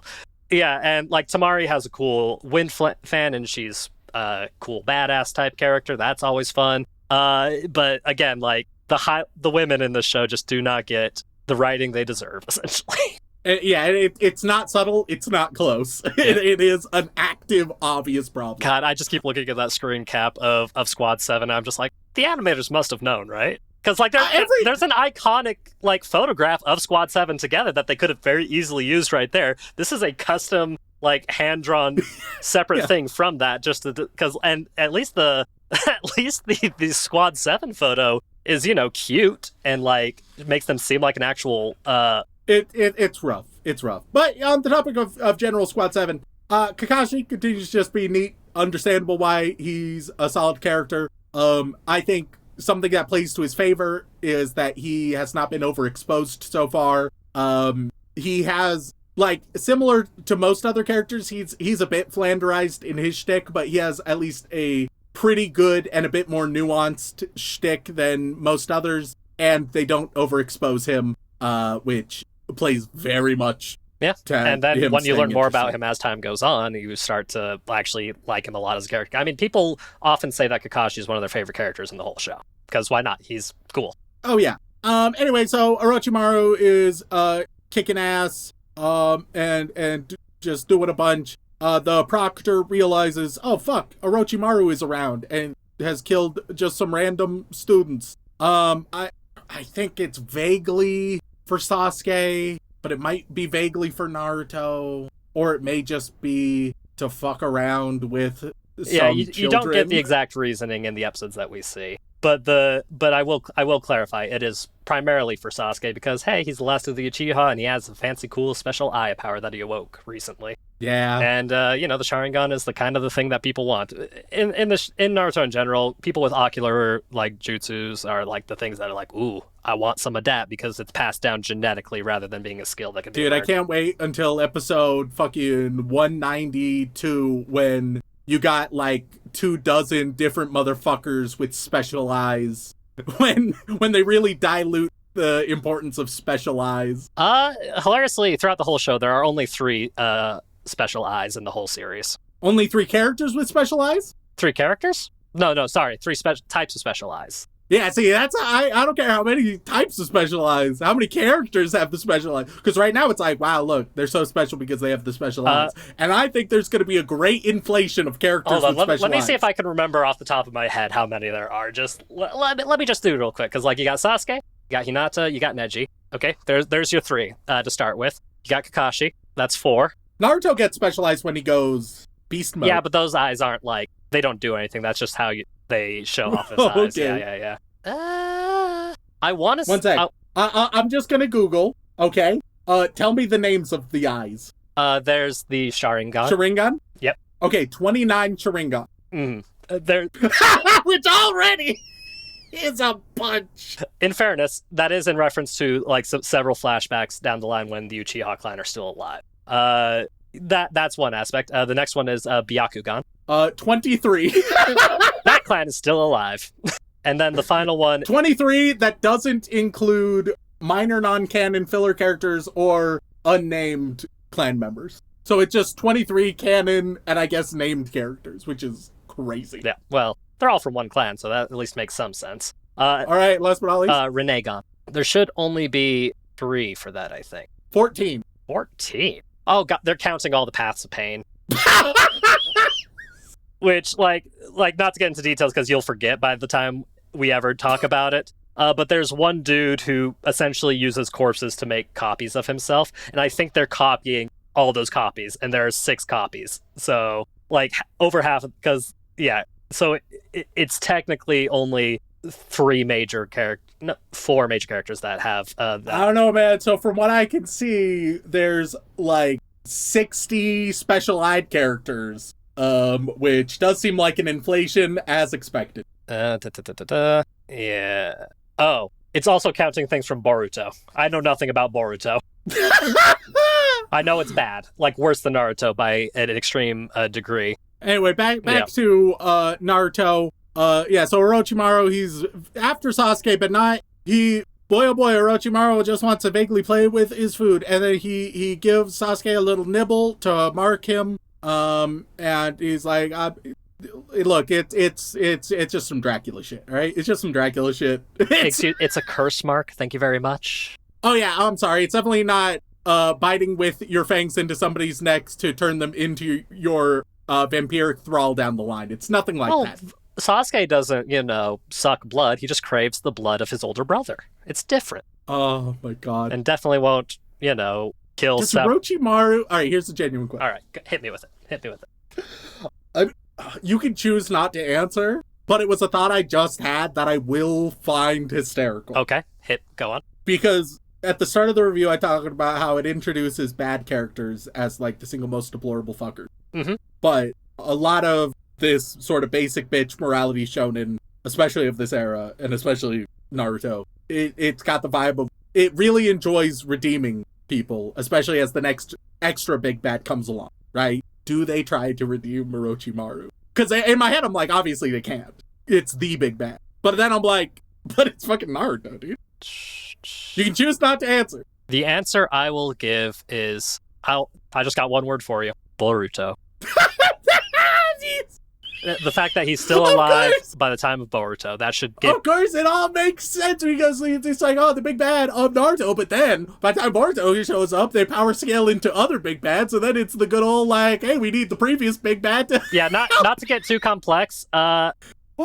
By the end of Naruto, there is kind of a last-minute thing where Orochimaru is relevant to stopping the real problem that's going on, but that, like, the fact that he's still around in Boruto... Because I don't think they tried to do a redeem thing on him. He's just relevant at the end of the story, which you would expect anyways. Okay, yeah. All right. But the fact that, from what little I've seen of Boruto, he's, by all accounts, just kind of around, makes me think, maybe. That does at least tell me that at some point they almost certainly do the, like, ready to kill the genocidal maniac bad guy and then decide for whatever miscellaneous honorable reasons to just not. Oh, hey, I'll tell you, there's none of that with Orochimaru. Orochimaru is just a sneaky snake who finding ways to survive. All right, okay, all right, yeah, fair enough. Like the fact that they use him to get like a key piece of information to solve the problem at the end of the story.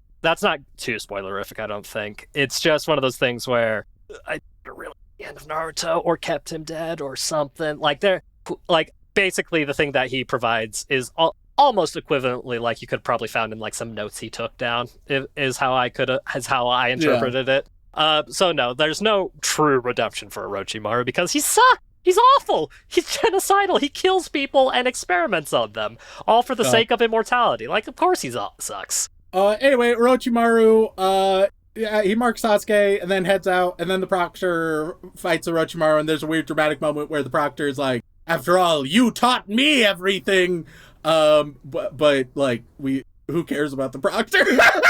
Yeah, unfortunately... Don't get me wrong, one of the most developed women characters we've had in the entire show. Absolutely no development. And she absolutely gets shafted later on. Like, she's like the amount of like, they set her up for being super relevant, and then just don't bring her back for anything really major down the line. And it's like, dude, fucking hilarious. Because you think like the student of Orochimaru might be no, don't worry about it.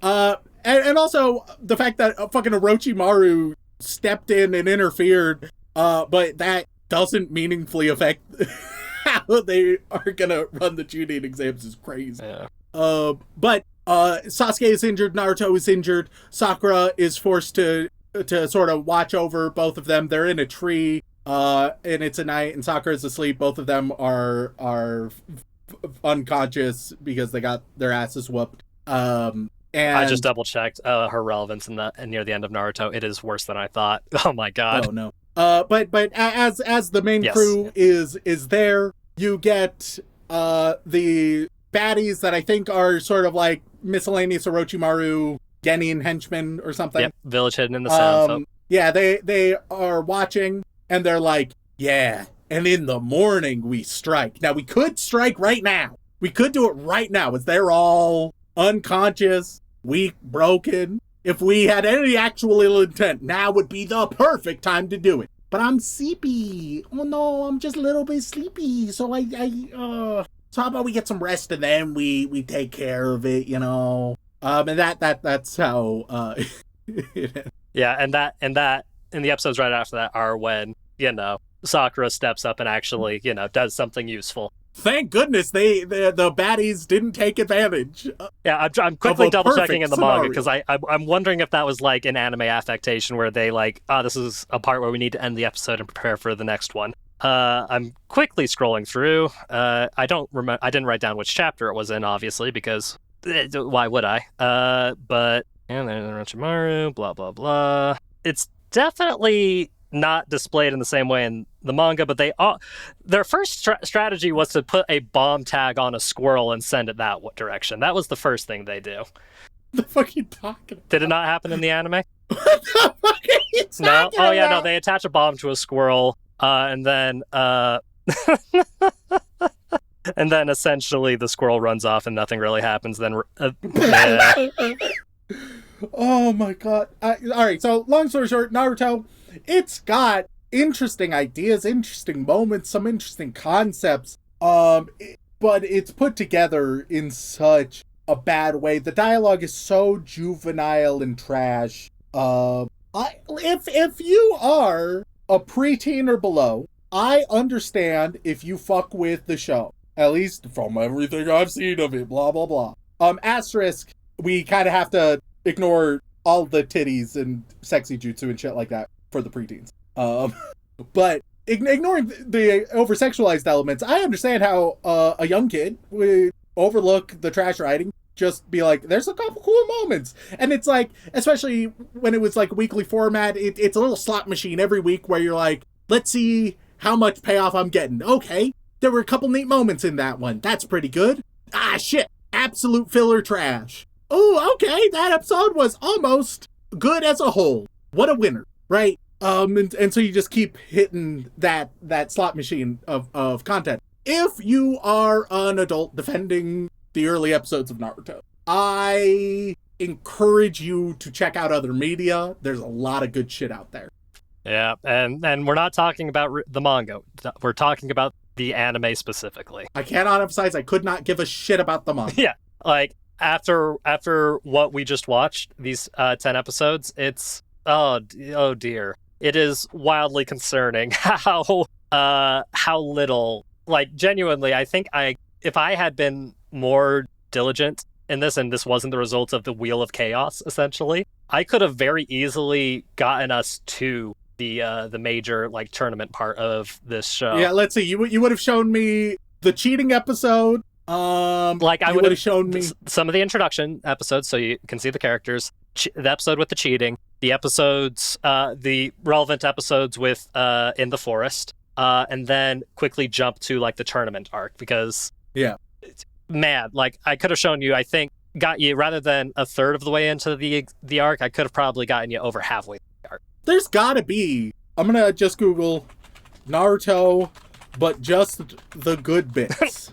All right, it doesn't look like anybody has done it, which is a shame. Yeah, there's a quote-unquote Naruto... And don't get me wrong, it'd be a hell of a task, because once again, it would not be as simple as just cutting out the pure filler episodes. Yeah. You have to dissect every single episode and bring it, Frankenstein it back together. Yeah, because just for your frame of reference, Rem, there are 720 episodes of Naruto. No, man, no. And here's the clincher. For OG Naruto, 41%. For Shippuden, also 41% of it is filler. I think you could make a really good trilogy of films.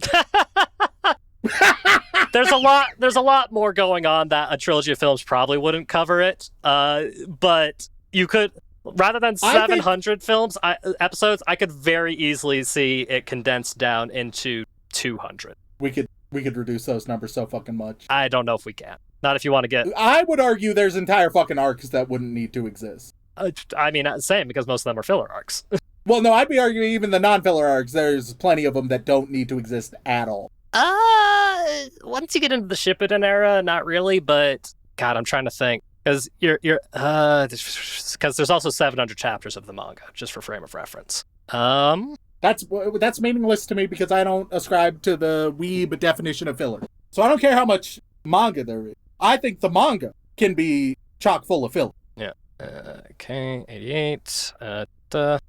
I think you could create a really good trilogy of films recognizing that there would be genuinely good stuff cut out of those films, because they would have to be, but that those would be worthwhile concessions to just truly get the best of the best and tell it in a meaningful, coherent way. I just don't think it's possible for a trilogy. I just genuinely don't think it's possible. I think it is. You would have to watch the whole show and be able to break it down exactly how you would do it. Because I'm going to level with you. I think everything we've seen, right, up to episode 30, I think it's the first 25 minutes of one of the movies, maybe. It might be less than that. Yeah, I just can't see it. And that's recognizing the only reason it's that much is because you got to do the introduction bits, which takes a bit of extra time. I don't think so, unfortunately. See, that you're trying to keep too much of it. I think that's your problem. You're too limited by trying to be faithful, and I don't believe you ought to be faithful. If you cut out the entire of the prologue arc except for like the introduction stuff and go straight to the tuning exam, that doesn't make a lot of sense. If you keep all of the stuff in the prologue and then skip most of the tuning exam, like that doesn't really, like, there's bits and pieces that, like, I could very easily see, like... Well, yeah, you gotta make genuine revisions to it. We're not taking it as it is. We're turning it into an actually good story, Shaun. That's the difference. But there's just so much else that goes on. And so we revise it. I don't think, like, all 700 chapters of Naruto into 3 films. Yes! I don't think it's possible. I think it's so much is. And, because you're like, oh, but there's so many bits that are connected. No, take all the prologue and everything before the tuning exams, all the ingredients we need, right, is introduction of the crew and their dynamics, and then a single meaningful conflict before the exams. All right? That's really all we meaningfully need. What else do we meaningfully need before tuning exams? I mean, it seems a bit wild that they become ninjas and then one conflict, they immediately take the tuning exams, which is... You underestimate the power of a good montage. I don't know, man. I don't think you're going to have many people agreeing with you on this one. Well, no, they're not going to agree with me because they've been force-fed this shit, and they don't know how good a movie can be, all right? You can condense, you can show off a bunch of missions and rivalry. I'm imagining like a fast-paced, real meaningful, maybe even like an Edgar Wright style montage, right? Or maybe a Soderbergh style montage where we're getting a series of meaningless missions, some more meaningful missions, cut in some interpersonal stuff, especially rivalry between Naruto and Sasuke. Cool, all right, there we fucking go. And just shit like that.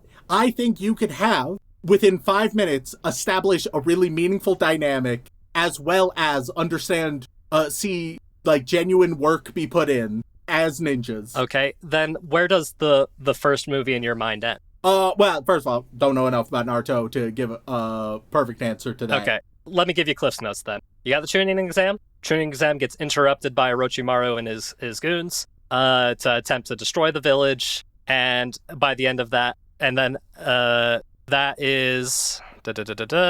Right now, I'm tempted to say that a decent endpoint might be... Rescuing Sasuke would either be a decent endpoint of movie 1 or the midpoint of movie 1. Okay, so the main problem with that is all the... Or we cut that out entirely. Like, cut out Rescuing Sasuke entirely? At least how it's done, yeah. And we make it so that rescuing Sasuke and sort of like defeating Orochimaru / maybe Kabuto or whatever the fuck is relatively synonymous. Okay. Because revisions need to be made. Right.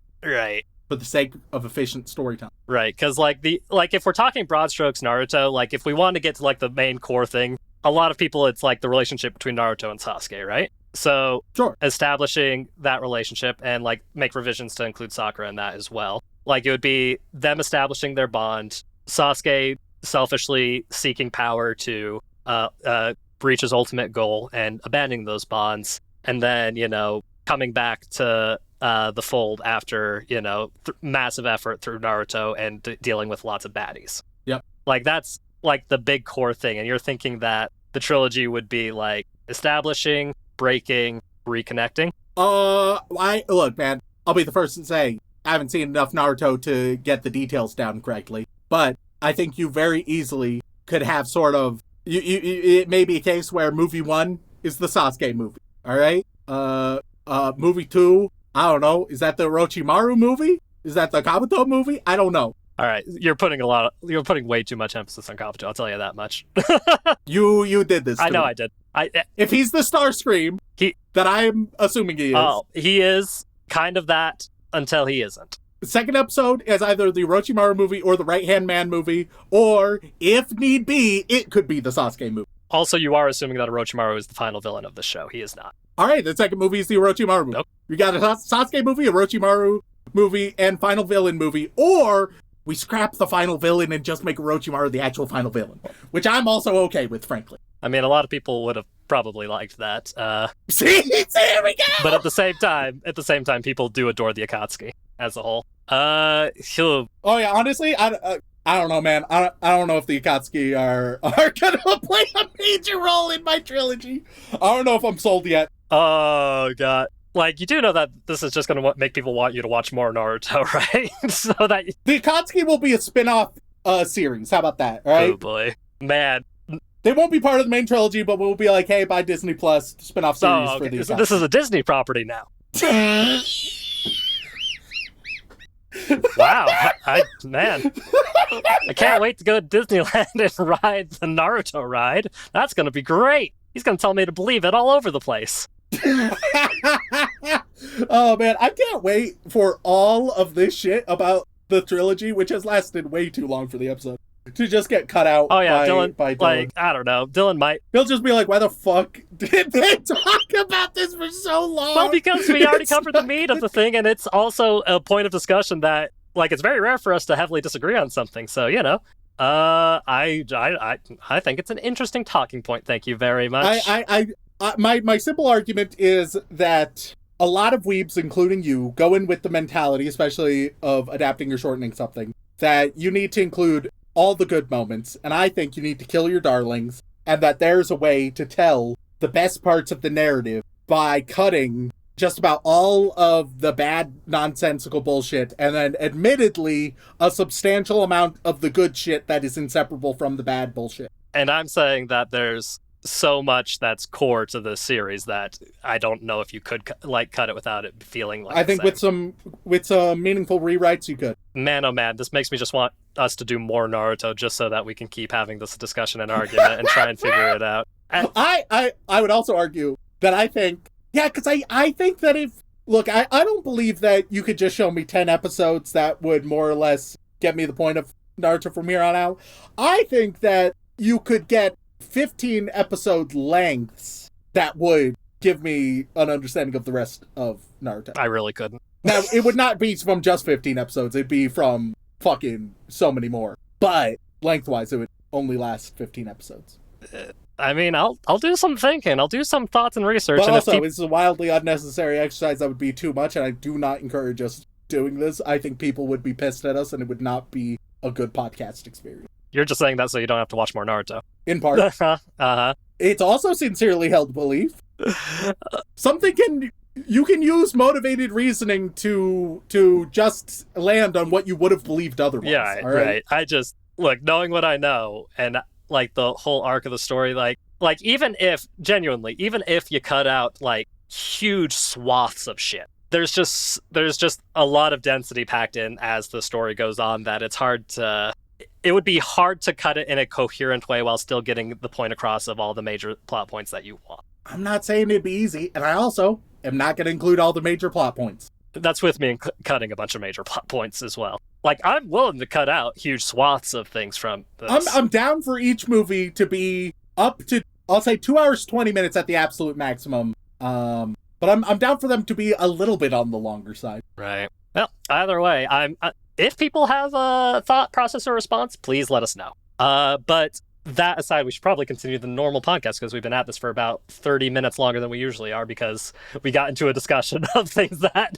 kind of throws us off. Okay. Well, Rem, ultimately, Naruto is still a very beloved show and people are super into it, and even to this day. It's fairly watchable because of the little chocolate chips thrown in there, right? There's enough little bits of dopamine throughout that if you really turn your brain off, then it'll just be recharged with those little bits of dopamine, and the rest, it's easy to digest. Some may say vacuous and shallow, but we're being nice, so easy to digest is the term we believe. Well, that's what you think, Rem. What do the weeps think? What do you think the mouse score is? Because I don't know if it's changed much since we last covered it, but it could have. 7.79. They quite like it, but a lot of them feel like it's for unks. Jesus Christ, okay. No, with 2.15 million reviews, the original run of Naruto, the first 220 episodes, is sitting nice and pretty at 8.02. Alright. Yeah, I mean, it's a beloved franchise that people love and still rewatch to this day. Like, what do you expect? I mean, of course, they skip most of the filler and get to the good bits, like you say. But that... Yeah, I guess when you skip a ton of it, then it would be 41% to be exact. Yeah, 41% of the OG Naruto is filler. That's 80 episodes, give or take. 88 episodes. I would argue I can't conceive of rating a show that's 40% filler as an 8 out of 10. That seems insane to me, but live your truth, weebs. I mean, people are really only talking about the parts that are worth watching at that point. And the fact that because this was back in the age of weekly anime productions when this came out. This was the Saturday morning cartoon effect where the studios were pumping out an episode a week over and over and over and over again without stop, essentially. And then filler whenever it catches up with the manga. It is like, its airtime was from October of 2002 to February of 2007, weekly. And you can feel that. So, maybe if it had been broken down into a seasonal show like modern shows are, would have been a much different, more enjoyable experience. And who knows, maybe it'll get the remake treatment in the future. If it does, man oh man, I hope they really tighten things up. I talked about my trilogy of movies. I think remake is gonna piss people off no matter what. You'd be surprised. If you refine it enough to make it an actually good show, you would piss off the super fans so fucking much. I mean, it worked for Full Metal Alchemist. Did Full Metal Alchemist have this much filler? The 03 version did. Fucking hell. Not quite as much, but like the 03 version of Full Metal Alchemist, at about the halfway point where they got in the season, they just started making shit up from that point onward because they caught up with the manga and didn't want. Did they have as much of my definition of filler? Remind me of your definition of filler? Content that does not meaningfully add anything to the experience. It's not contributing to theme or character development or relationship development or artistic merit, etc., etc. So the vast majority of even the relevant bits of Naruto that are just repeating itself, spinning its wheels, and not doing fuck all. Nowhere near as much, but definitely some. Yeah, because Naruto's filled to the brim. with that kind of filler. Because unless you count the second half of the O3 arc as all filler or just an original story at that point, hard to say. But that's a discussion for another day. Yeah, no. Long story short, people still adore the show. People love the show. People obviously care about Shippuden far more, but when people think of Naruto, they always think of the highlights and very rarely remember the lowlights. But with that in mind, I guess the final question I do need to ask you, and I'm sure I have a general idea of the answer, but what's the chances of you wanting to watch a little bit more of OG Naruto with me, man? Not interested, but I will watch a summary on YouTube so that I can create my trilogy. Even if you do that, man, I don't know if you're going to be able to pull it off. I think I could pull it off. Oh, God. All right. Well, with that. Look, hey, Weebs, listen to me, all right? If we make a deal that it's okay for us to never do another episode on Naruto again so that I can just look up a summary, then I will, in exchange, give you guys a bonus episode of the trilogy. I will outline the trilogy for you guys. That's a pretty good offer, all right? Because we don't need more Naruto episodes. We aren't going to cover the relevant bits. We're never going to get there. And if we get there, it'll just be jumping there, and you'll whine about me not having the context. You know it to be true, all right? Covering it anymore on the podcast, it's a fool's errand. But if you guys were to relinquish that burden, say, hey, you never need to cover it. I'm interested what Rem will do for his trilogy, put his money where his mouth is. Just, if you guys do that, it'll be a good offer. It's a good trade deal. Oh, man. I am so excited to see what people have to say, because I would also be curious. But at the same time, man, oh man, are these old school shonens easy to revisit?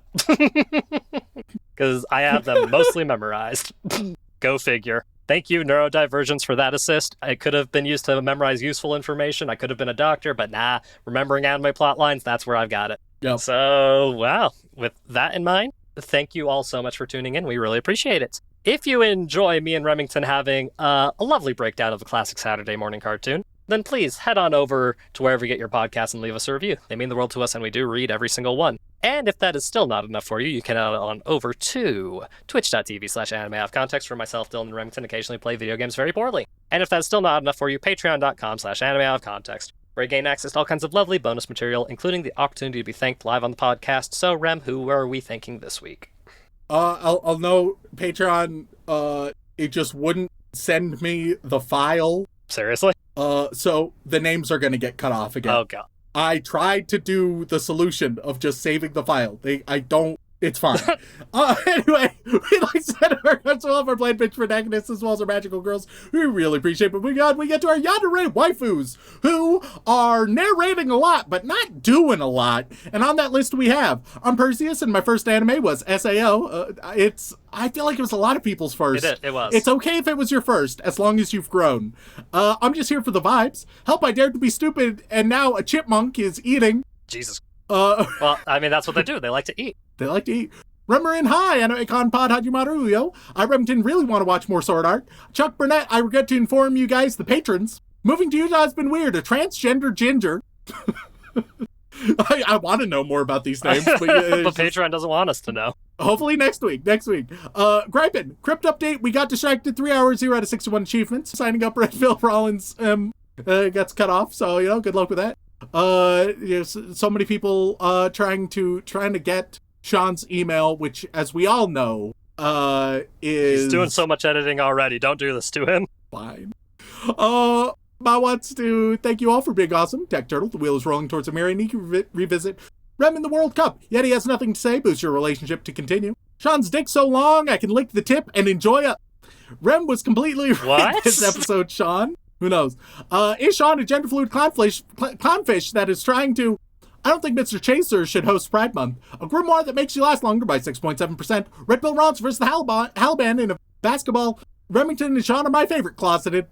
Anime Slimes. Rent-A-Girlfriend got a 6th season. Good God. Calderius. Ryan Moody. I upgraded my Patreon membership for Mirai Nikki. Ixa Mirai. Sparsy. Sentence to be a podcast host. Entry 1.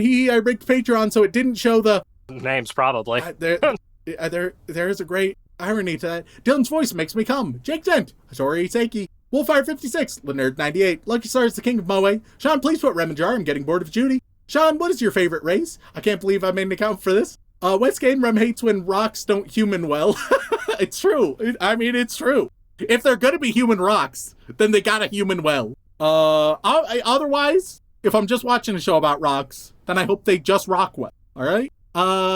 Shaun, Red Pill, Milf Hunter, Dakimakura, Lovin' Rollins, Bento Kato, Pride Month Still Patron Letters, Call the Alphabet, Remington is right, Josh D, Red Pill Rollins calling trans Shaun slurs for pride. This week's identity pitch, Shaun Agnes, and then it's cut off. Who knows where that's going?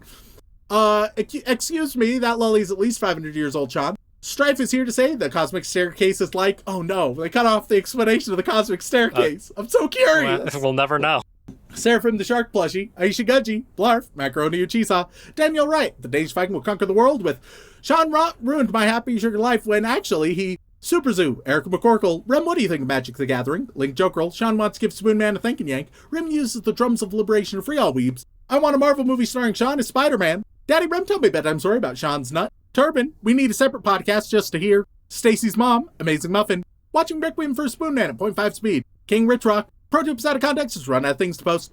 Variant, Titan C and H, The Susanator, Brock Hartford you dudes, just show him, Yandere Neko, Anime. Yes, technically this little hole in your apple is Code Goose Patreon Rebellion 6 months early.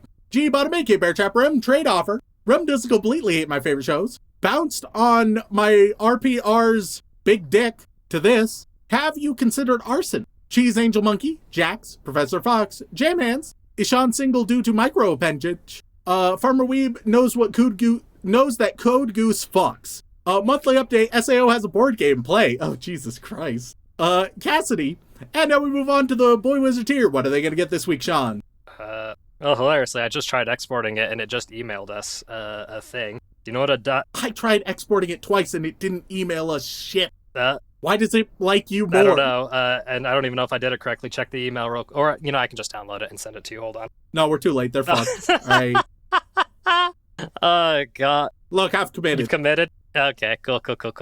Yeah, no, because, it's the CSV download thing that you do usually, yeah? Yeah. Yes! Yeah, no, I clicked it and it's like, oh, we'll email it to you. I'm like, that's a weird thing to do. Why don't you just let me download it directly? But... Well, no, and that's what it said, but it wasn't sending it. Yeah.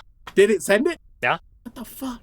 I don't know if it did it correctly or not, but it definitely... You son of a bitch. It definitely did. But... What the fuck? Why did it send for you and not me when I did it twice? I don't know, man. I don't know.